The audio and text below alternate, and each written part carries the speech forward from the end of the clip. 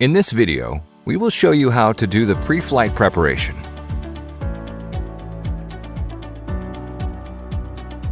First, download Autel Explorer in the App Store or Google Play.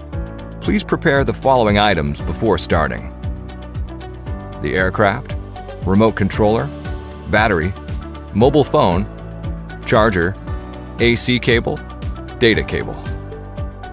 Make sure the aircraft battery and remote controller are fully charged. Unfold the handles of the remote controller. Vertically align the antennas so they are parallel with each other. Unfold the mobile device holder and secure your device. Connect the remote controller and mobile phone with the data cable. Press and hold the power button for 3 seconds, and the remote controller will be powered on. Remove the gimbal guard.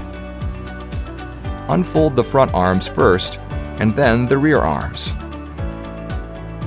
Insert the battery into the battery compartment, making sure it clicks into place. Press and hold the power button for 3 seconds to power on the aircraft. Open the Autel Explorer app and finish the registration. Click the Bind button to bind the aircraft. At this point, your pre-flight preparation is complete. Thank you for watching.